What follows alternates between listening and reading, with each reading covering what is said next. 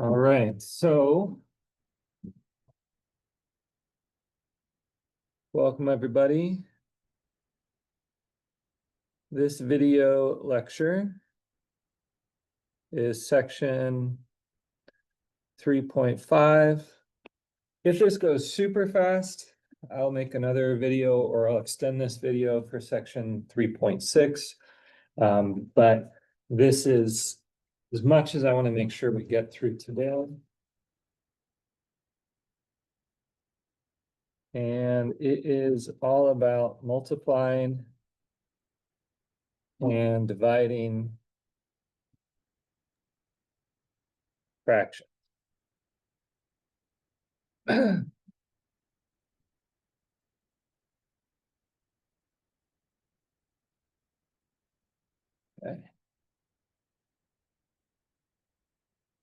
So there's a picture about a rectangle that's fractional units.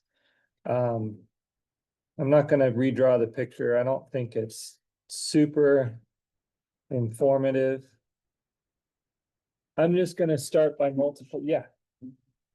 You can't see it. I thought I shared the screen, but I didn't drag it over. Thank you so much. Share screen 2. Oh, I haven't started a video on that screen. All right, if you're watching on YouTube, just hang on a minute while I get myself in order.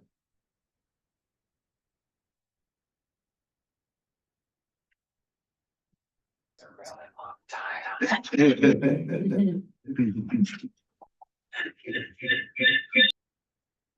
Okay. Fortunately, I didn't get very far. All right, multiplying and dividing fractions. We're going to start with multiplying fractions. And I'm going to multiply fractions times integers to start.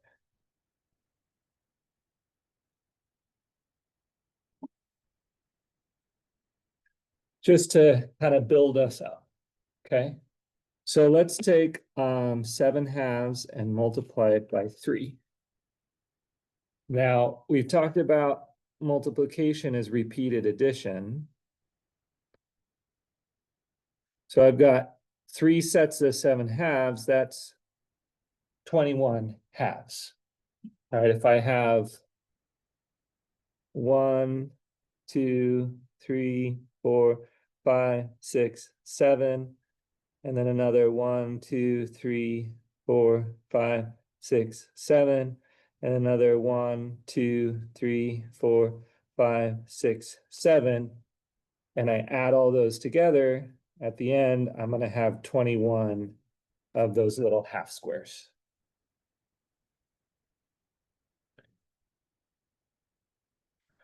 Let's take 2/3 and multiply it by 4. All right, so here I have, let's see, there's 1/3, 2/3, and I'm going to do that 4 times because that's what multiplication is. And you can see I have 1, 2, 3, 4, 5, 6, 7, 8 thirds.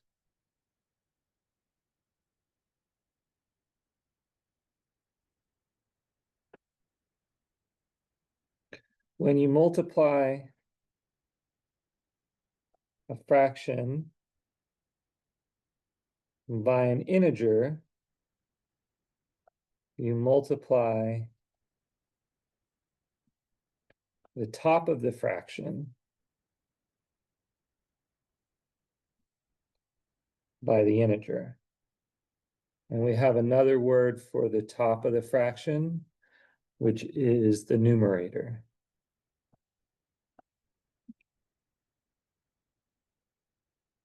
That's good because if I'm going to do something like 21/5 times 8, I don't want to be drawing 21 boxes 8 times, even if each of those boxes is just 1/5 wide. All right, so 21/5 times 8, I can write as 21 times 8, all divided by 5.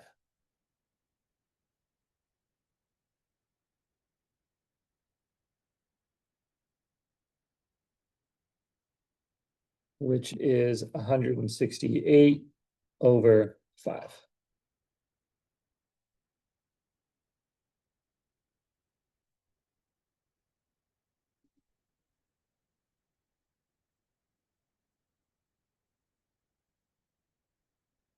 Does that make sense so far? Cool. Let's divide fractions by integers. Dividing fractions by integers. So let's do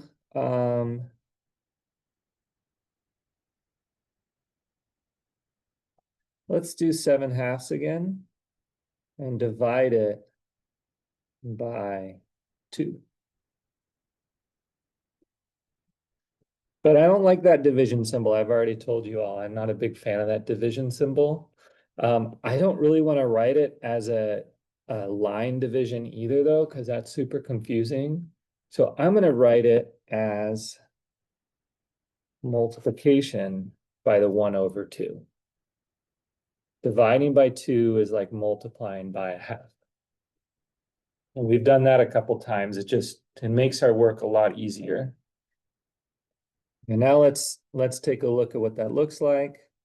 I have 1, 2, 3, 4, 5, 6, 7 halves. And I'm going to divide it right in half. So I'm just going to keep this part here.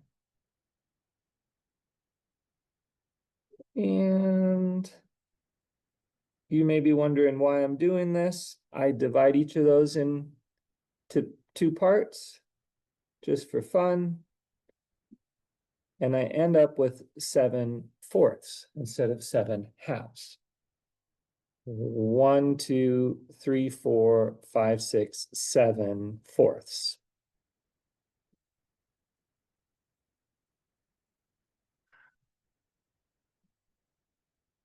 So 7/2 divided by 2 is 7/2 times 1/2, which is 7/4.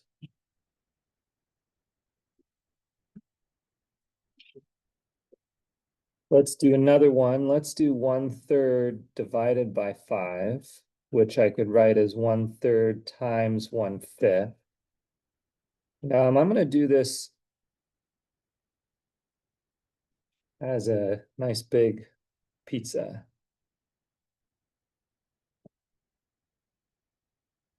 All right, so 1/3 of the pizza is this amount right here.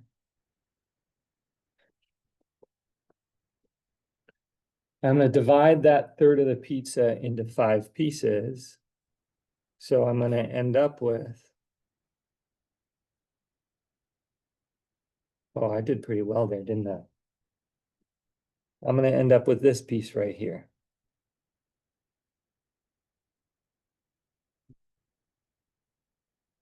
Which if you were to count all the way around, you'd have 1, 2, 3, 4, 5, and then keep going with that same size, 6, 7, 8, 9, 10, 11, 12, 13, 14, 15. You'd have 1/15 of the whole pizza.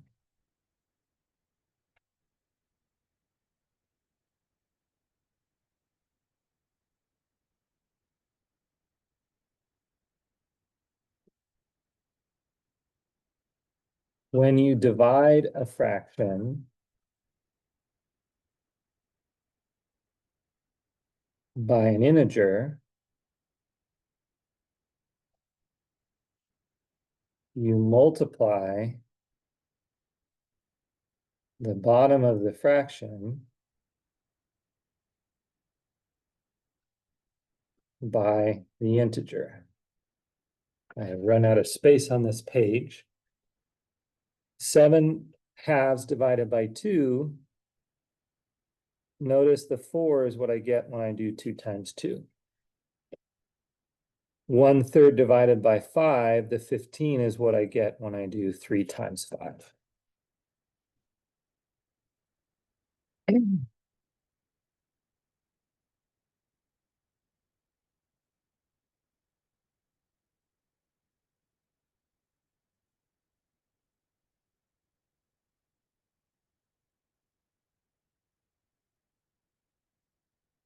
Okay, now let's put it all together and multiply fractions by fractions. By the way, I could have written it in the other order. I could have written 4 times 2/3, right? Because the order doesn't matter. And we could have also split 4 into 2/3 of what the 4 was. So it really doesn't matter which number comes first, the fraction or the integer. So now we're going to multiply fractions by fractions.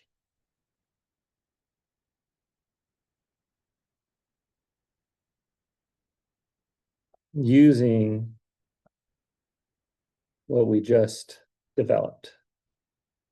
Again, this is that idea of let's take something new and recognize what part have we already done, so it doesn't feel as brand new. Let's do 2/3 times 4/7.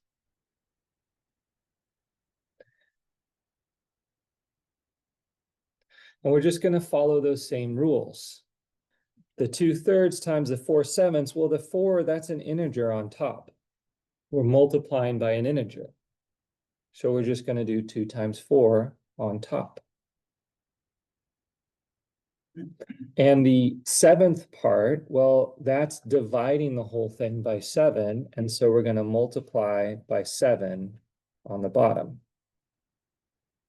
Yeah. And we get 8 over 21. Now I could very laboriously show you how this works as a pie chart, but I wanted to avoid that, which is why I started with integers. 4/7, that's multiplying by 4 and dividing by 7. The multiply by 4 says we multiply the top number by 4. And the dividing by 7 says we multiply the bottom number times 7.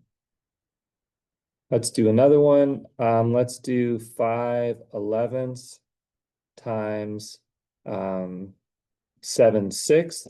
I'm trying to pick numbers that don't divide into each other, but we're going to do that in just a second. And that just says you take the 5 times the 7 on the top and the 11 times the 6 on the bottom. And I get 35 over 66.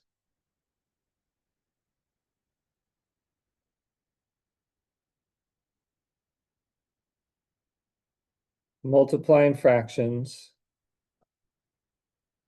means multiply numerators and multiply denominators.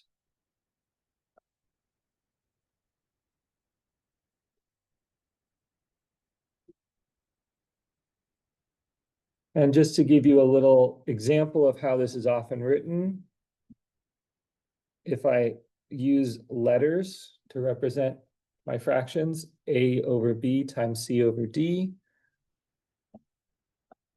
it becomes A times C divided by B times D. Right, and again, I like using actual numbers because it's easier to track how that works. But it's good to be able to work with the letters because often in textbooks, either in this class or later, you're going to see that idea. All right, let's multiply some fractions. Let's do 4/7 times 9/2.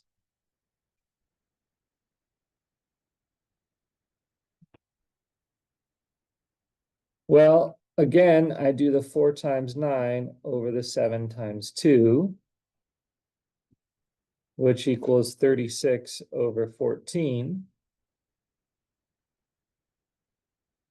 which is exactly the answer. That's a great answer. That's the number. It's not reduced, however. And so often, as part of the process of multiplying fractions, we want to reduce things just because it means the numbers we carry around are smaller. And I know it's not reduced because there's a number that's a factor of both the top and the bottom. And that number is 2, right? 36 divided by 2 is 18, 14 divided by 2 is 7. So you can do the multiplication, get to your answer, and then reduce it. But often it's easier to reduce it before you do the multiplication. Because 4 times 9 over 7 times 2, you can do some cancellations before you do the multiplication. 4 divided by 2 is equivalent to 2 divided by 1.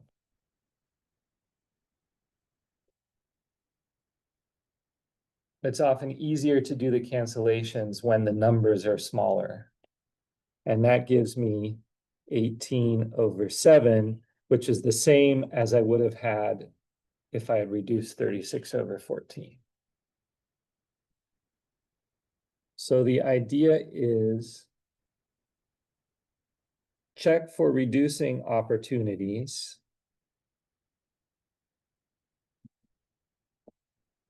before doing the multiplications.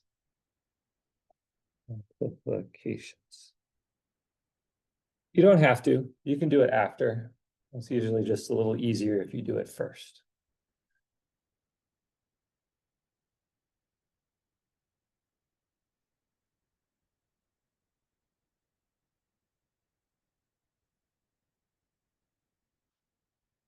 We'll do another example.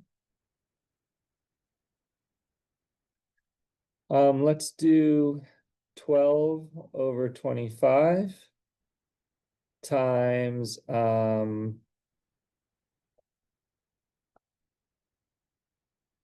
40 over 9.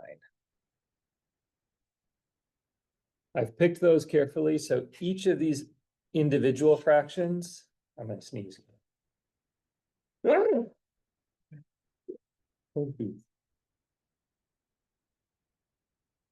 Each of these individual fractions themselves are reduced.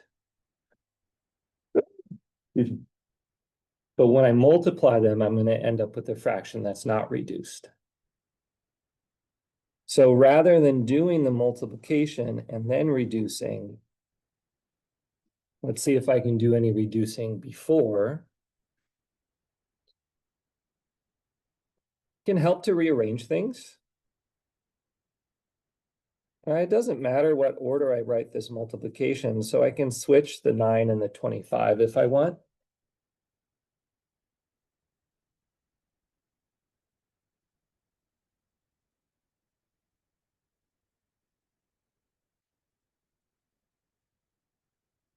Twelve over 9 is 3 times 4 over 3 times 3.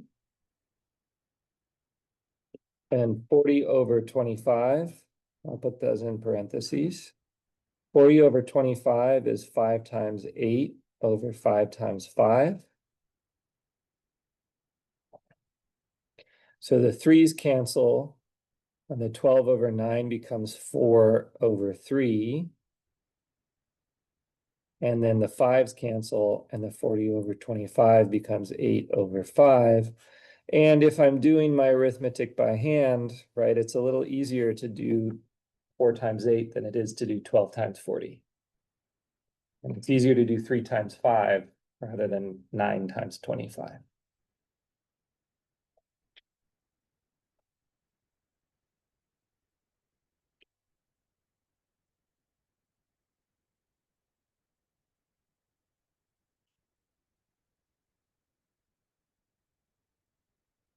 If I hadn't reduced, let's see, I'd have 480 over 225. These two, right, 480 over 225 and 32 over 15, these are equivalent fractions. And there's nothing wrong with either of them. They're both equal to the same number. But if your goal is to have a reduced fraction so that you're working with smaller numbers, I think it's easier to get there this route than to reduce 480 over 225. All right, let's do another example.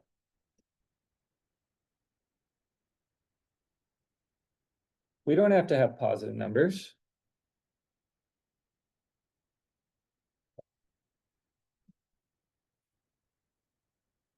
Let's do -3/8 times 7/-2. It still works the exact same, only in this case, I'm gonna be careful to include some parentheses as I'm writing it. And use that dot notation to remind myself that I'm doing multiplication, I'm not doing subtraction. And I'm gonna get -21 over -16. But remember, if you divide a negative by a negative, it's a positive. So usually we write it as a positive since it's gonna end up as a positive anyway.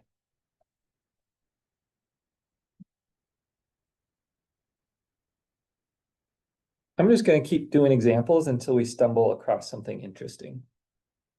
Let's look at 7/4 times 4/7. Well, that's 7 times 4 divided by 4 times 7, which gives me 28 on the top and also on the bottom. What's 28 divided by 28? 1. Exactly. And I could also see that if I had done some cancellation before I did the multiplication. 7 times 4 over 4 times 7, well, the 4's cancel, and so do the 7's. And it still gives me 1/1, which is 1.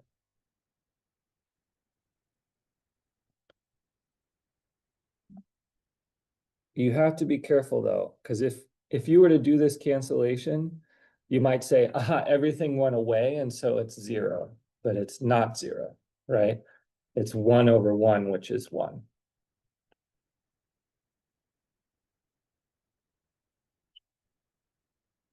Seven over 4 and 4/7 are called reciprocals.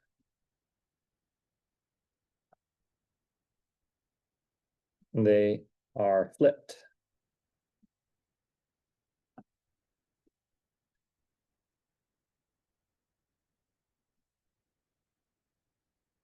Let's do another one. Let's look at -2/3. What's the reciprocal of -2/3? 3 over -2. Exactly. So when I multiply them, what am I going to get? 1. Exactly. Any number times its reciprocal equals 1. And that's a super useful mathematical fact. Any number,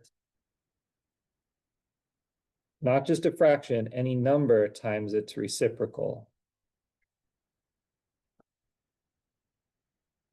equals 1.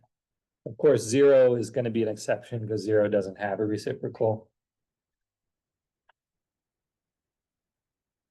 What's the reciprocal of the number 2?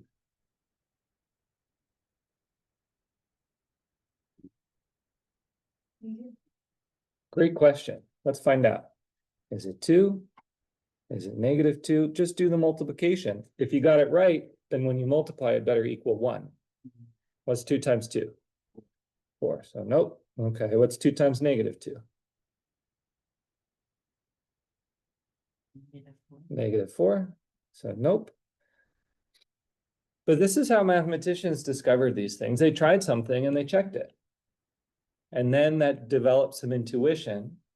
So if it's not either of these, what might it be? Any other ideas?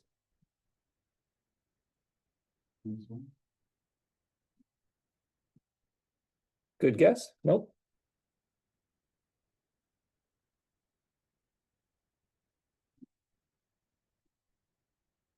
Every number has a reciprocal except for the number 0. So it's got to be out there. Let's just keep trying things. I like how everything you've tried so far involves the number 2, or at least the number 1, right? You're not saying it involves the number 3. You're not saying it involves the number -9. So you're making reasonable guesses, and we're checking it systematically.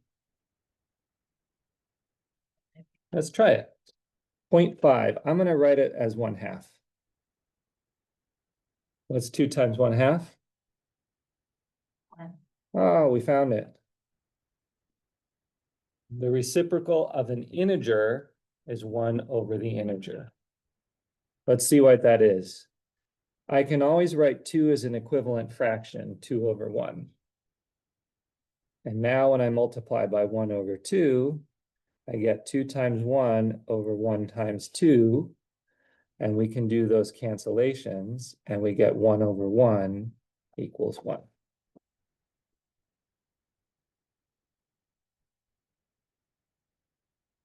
The reciprocal ooh, of an integer is 1 over the integer. 3 and 1/3, -7, and 1 over -7, or -1/7, right? We can move that negative around.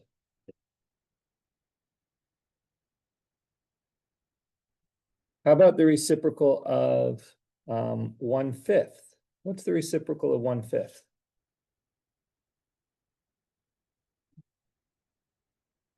Yeah, because the reciprocal of any number is, right, if you double reciprocal, you're flipping it twice.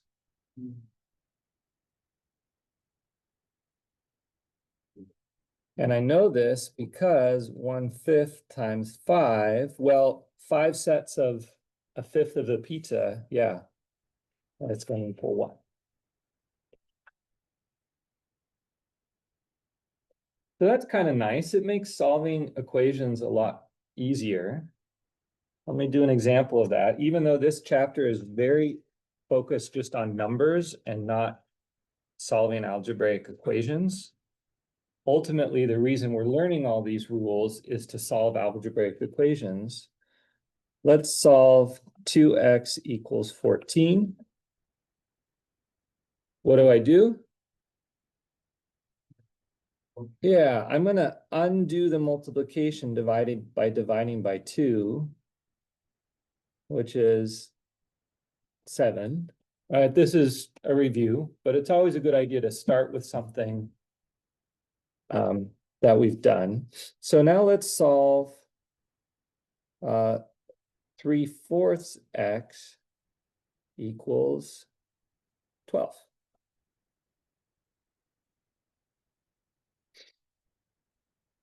I'll be honest, I don't want to think about dividing by 3/4. But I know that I want to get that coefficient to equal 1. Now, instead of having 2 x's, I want 1 x. Instead of having 3/4 x's, I want 1 x. So what do I need to multiply by to cancel out the 3/4? Exactly, I find the reciprocal of the coefficient, right, of 3/4, which is just what you get when you flip the fraction, 4/3.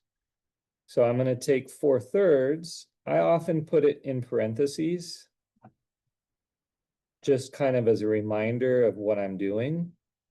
And I have to multiply it by both sides, just like over here, I divided both sides by 2. I have to multiply both sides by 4/3.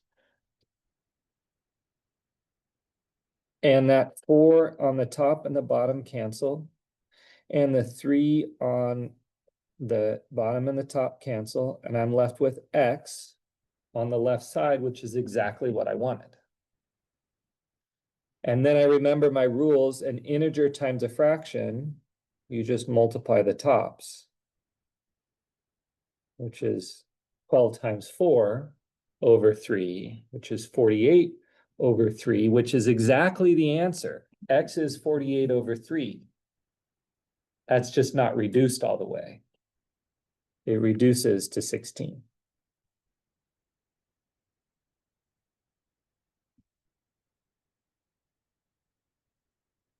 So knowing the reciprocal of a fraction is super useful when they're solving equations.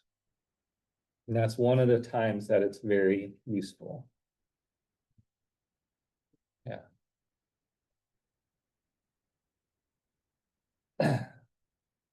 Let's use that same process to solve the 2x equals 14 again. Instead of dividing by 2, I'm going to find the reciprocal of 2. What is the reciprocal of 2? Exactly, 1/2. So instead of dividing by 2, don't divide by 2, multiply by 1/2. 1/2 times 2x should equal 14 times 1/2. And the 1/2 and the 2 cancel, leaving me x on the left side and 7 on the right.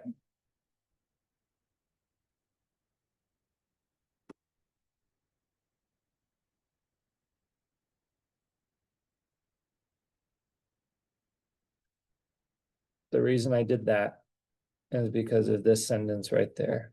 Don't divide by a number, multiply by its reciprocal. Instead of dividing by a number,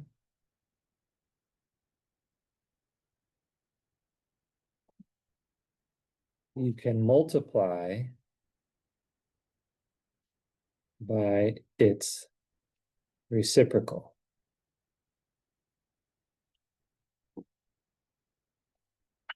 This is a super useful idea. So far, it hasn't really been necessary. I didn't need to multiply by 1/2. I solved it just fine dividing by 2. But let's take this idea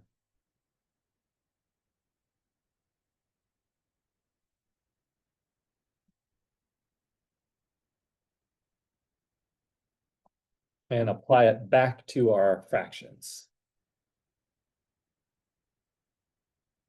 I'm going to write it again at the top of here because it's so useful. Instead of dividing by a number, you can multiply by the numbers reciprocal. Question. Yeah. Is there any way to turn these lights off to see that better? My eyes are weird today. That's okay. I don't know. I gotta make sure it's okay with everybody in the room. Is that okay? That feels super dark for me, but if that works better for you, also maybe, Does it feel better? Yeah. do you want to sit? You can also sit next to like somewhere. Okay. Yeah, the lighting is just so bad, isn't it? It's really bad today. Let's see if I can. No, I mean, I'm looking at that and that's not great either. So let me see if I can bring the brightness up or something.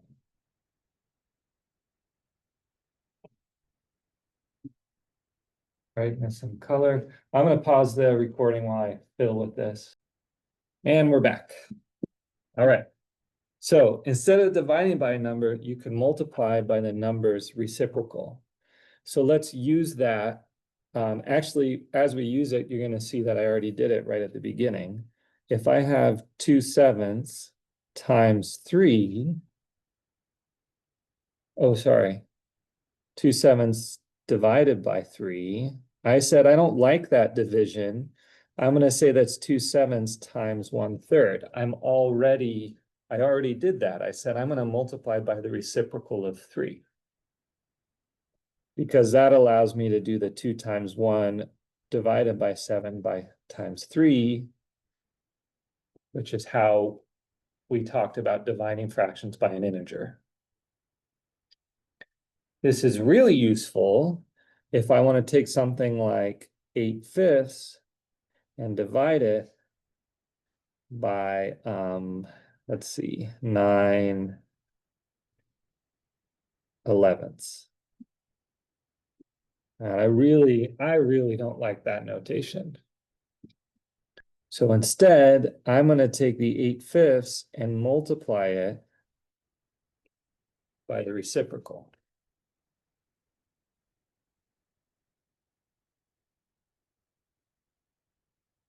Because that lets me do 8 times 11 over 5 times 9, which is 88 over 45.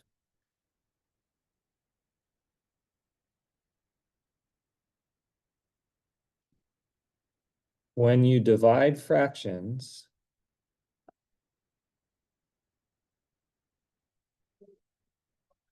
instead, multiply by the reciprocal of the dividing fraction. The fraction doing the dividing.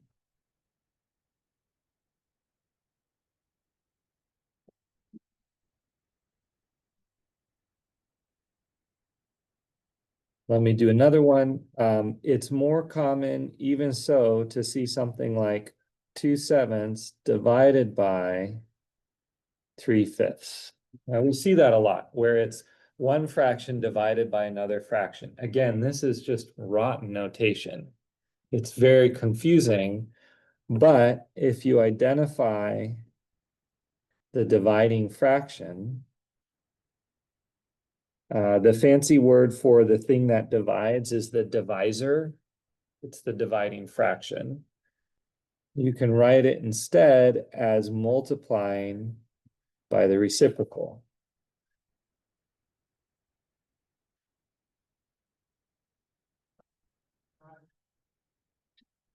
And now we can use our rules where we multiply the tops, we multiply the bottoms, and that's not so bad.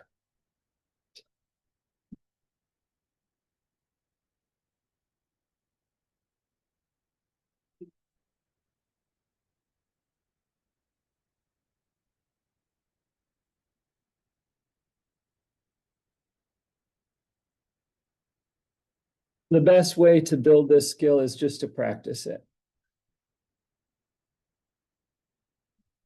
Get a lot of examples. You'll have some on your worksheet.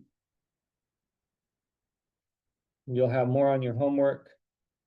Do it often enough until it feels natural. Some of the book questions make it a little easier to see. Here's an example from the book. This is the section 3.5, question 50. I actually appreciate that the book's notation is kind of changed a little bit. Right, it's doing a division, but it makes the fractions, it uses that inline division symbol. So the dividing fraction is this one here.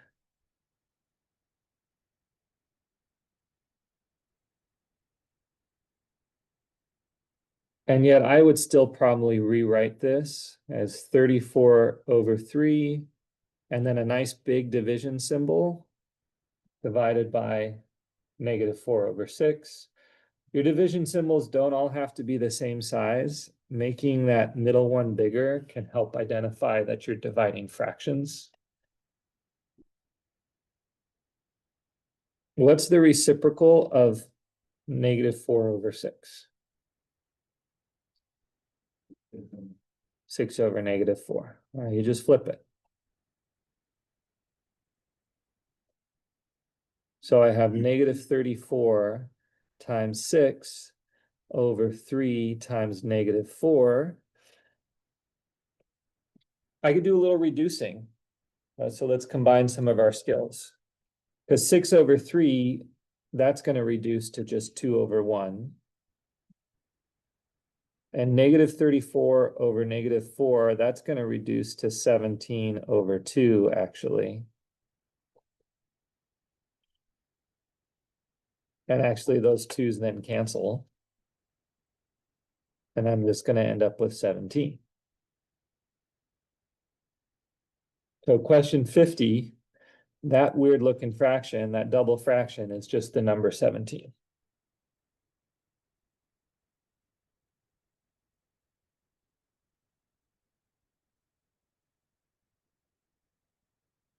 All right, one more. And this one is I actually think this is the most complicated. when you're dividing with fractions. Dividing a fraction by another fraction is not so bad. What's harder is when you have, and we've actually done this, it's dividing fractions by integers again.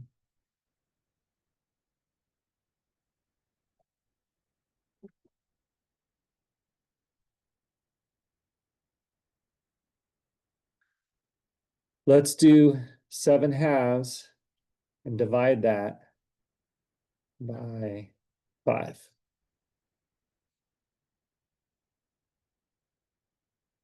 So I think this is more challenging because we have a couple different rules, don't we? We say, don't divide by the number, multiply that by the reciprocal. But that's easier to see when your dividing number is a fraction. So in this case, let's make it easier to see by taking 5 and rewriting it as 5/1.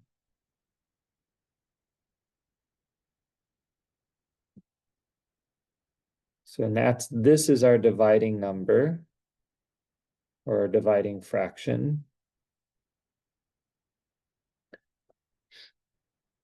And so the reciprocal is 1/5, which is 7/2 times 1/5 is 7/10.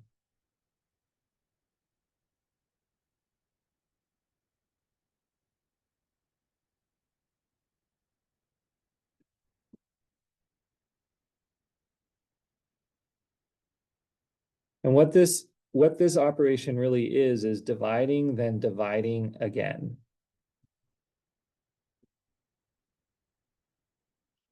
We had 7 divided by 2. Then all of that divided by 5. And that equals 7 divided by the quantity 2 times 5.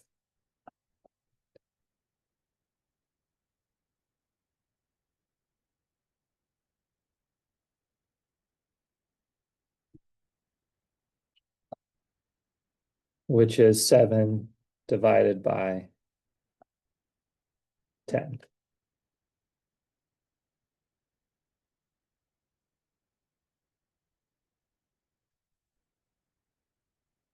I'm going to do another example. This is how you often see it. And it's really unfortunate notation, I think. 8/3/2. Right, 8 divided by 3 divided by 2. But you can end up with that, especially when you're doing arithmetic, you can end up with something like this. And so the shortcut way to write it is, well, if you have a double division, you take your 2 division pieces and they both go into the denominator, but now multiplied by each other.